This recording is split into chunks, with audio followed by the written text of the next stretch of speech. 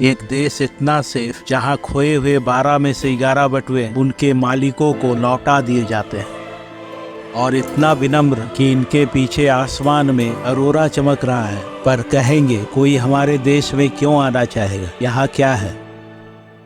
जहाँ सर्दियों में सब कुछ बर्फ से ढका होता है, पेड़ सूने दिन कुछ घंटों के लिए ही आता है, तन्हाई, ठंड और डिप्रेशन से लड़ते हुए हर सांस में एक थकान सी महसूस होती है। फिर एक दिन हल्की सी धूप पड़ती है, बर्फ कुछ जगहों से पिघलने लगता है, हवा में एक खास सी मिट्टी और गिली बर्फ की खुशबू आने लगती है, जैसे प्रकृति नींद से जाग रही हो, बल्कि कह रही हो गर्मियां आ रही है, अब सब कुछ बदलने वाला है। जरा तसव्वुर कीजिए, जिस देश का 75% हिस्सा जंगलों से ढका हो, यूरोप का सबसे बड़ा झील क्षेत्र जिसके पास हो, और घूमने के लिए विश्व का सबसे बड़ा द्वीप समूह, वहाँ समर कैसा होगा। यहाँ छुट्टी जून से शुरू हो जाता है, जो मई अगस्त तक चलता है। ठंड के लंबे सीजन के बाद लोग अपने आप को रिचार्ज करने और सिंप्लिसिटी में जीने के लिए निकल पड़ते हैं अपने मौके यानी गर्मी के छोटे कॉटेज की तरफ। ये कॉटेज अक्सर झील के किनारे पेड़ पौधों के बीच में होता है, जहाँ ना वाईफाई होता है न ज्यादा बिजली, पर एक छोटा सा वुडन रूम जरूर होता है, जिसे खास तौर पर सौना के लिए तैयार किया गया होता है।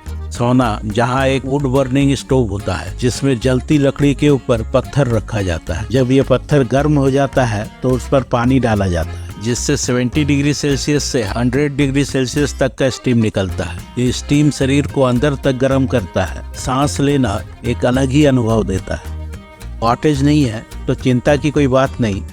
यहाँ एक कानून है, एवरी मैन्स राइट, जो हर व्यक्ति को अधिकार देता है वो किसी भी नेचुरल लैंड या प्राइवेट प्रॉपर्टी पर अस्थायी रूप से टेंट लगा सकता है या कयाक चला सकता है, बस इस शर्त पर कि आप साफ सफाई और प्रकृति का सम्मान करेंगे।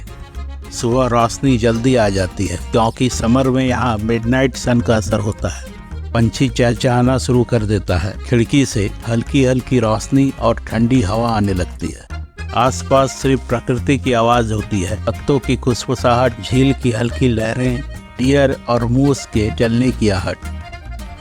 कॉफी के साथ बाहर लकड़ी के टेबल पर बैठकर झील को निहारते हुए मेरी नजर अपने शरीर को सटीक पोजीशन में लाती हुई किंगफिशर पर पड़ जाता है, जो हवा की रफ्तार से गोते मारकर मछली को पानी के ऊपर निकाल लाती है। किसी सख्त सतह पर मारकर शांत करके ही इसका सर पहले निकलती है, ताकि कांटा गले में ना अटके। ऐसे ही छोटी छोटी नेचुरल एक्टिविटी देखने के लिए मैं जंगल की ओर निकल पड़ता हूँ। रास्ता हल्का गीला है, जैसे बारिश के बाद या ह्यूमिडिटी के कारण इस पर से एक हल्की सी भाप उठ रही हो। कदम धीरे धीरे रखता हूँ ताकि मैं भी इन सभी में शामिल हो सकूं। प्रकृति निराश नहीं करती। कभी पाइन ट्री की पत्तियां हवा के संग हल्की सरसराहट में गुनगुनाने लगती है, तो कभी हवा तेज करके लंबे वृक्षों के साथ डीप स्पैरिंग करती है, मानो कह रही हो शुक्रिया कि तुम यहाँ आए। बीच बीच में गिलहरियां पेड़ों के बीच एक झलक देती है। कभी छोटे जंगली खरगोश दिख जाता है, कुछ खाना ढूंढ रहे होते, कुछ अपने छोटे से टेरिटरी को निश्चित कर रहे होते। कुछ दूर चलने के बाद मेरी किस्मत साथ देती है, पेड़ों के बीच हिरन भी दिख जाती है, जो अपने शरीर का टेम्परेचर मेंटेन रखने के लिए सुबह या शाम के ठंड में ही निकलना पसंद करती है। यहाँ जियोग्राफिकल इफेक्ट के कारण ग्लेशियर एज में बने बड़े बड़े समतल पत्थर अक्सर मिल जाते हैं, जो अब प्रकृति का एक परमानेंट हिस्सा बन गया है। ऐसे ही किसी समतल चट्टान पर बैठ सकते हैं। पीठ से बैग उतारते ही थकान का एहसास होता है। एक गहरी शांति महसूस होती है जब आंखें बंद कर लेता हूँ। Boiled egg, butter spread bread और कुछ चीज के स्लाइसेस। जंगल के बीच ये छोटा सा ब्रेकफास्ट एक लग्जरी लगता है। फॉरेस्ट ट्रेल से थोड़ा हटकर बेरीज की झाड़ियाँ मिलती है। ब्लूबेरी, लिंगनबेरी, रास्पबेरी, क्रोबेरी और भी। ब्लूबेरीज छोटे झाड़ियों में होते हैं, गहरे नीले कलर का। रास्पबेरी, लिंगनबेरी थोड़ा हार्ड लाल कलर का, टेस्ट में खट्टा मीठा, और क्रोबेरीज काले, टेस्ट में हल्का फ्लैट सा होता है। जमीन पर बैठकर हल्के हाथों से बेरीज तोड़ना और बीच बीच में टेस्ट करना, विश्वास कीजिए बचपन याद आ जाता है। हाथ भी बच्चों की तरह लाल, नीला और गुलाबी रंग जाता है। एक काम की चीज आपको बताता हूँ, जंगल में अगर कहीं से ऊपर स्वान्स की म्यूजिकल हॉन्क सुनाई दे तो समझिएगा लेक करीब है।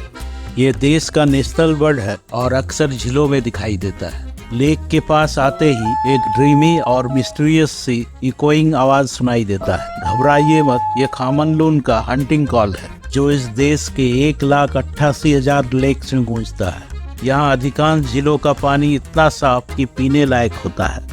नहाकर लेक के किनारे बैठकर सूरज का आनंद लेना और पानी को किनारे से टकराते हुए देखना, जहाँ एक सॉफ्ट स्प्लैशिंग साउंड के साथ जब बबल्स बनता है तो लगता है जैसे बारिश की हल्की बूंदें किसी पत्ते के ऊपर गिर रही हो। इसी समय अगर कोई छोटा बोट झील में हो तो उसके डूबने पर पानी के सतह का हल्के से टूटना और दोबारा जुड़ना, ये सब कुछ समर के दिनों में ही अनुभव किया जा सकता है।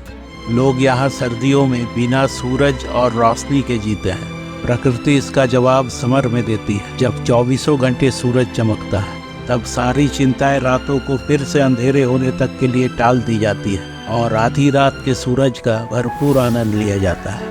परिवार और दोस्तों के साथ अलाव जलाई जाती है। बारबेक्यू पर जलते हुए सॉसेज की खुशबू एक अलग ही दुनिया में ले जाती है।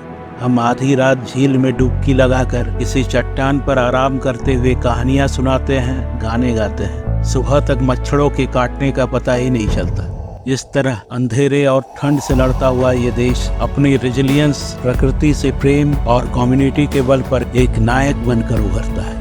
कहलाता है दुनिया का सबसे ज्यादा खुशहाल लोगों का देश फिनलैंड।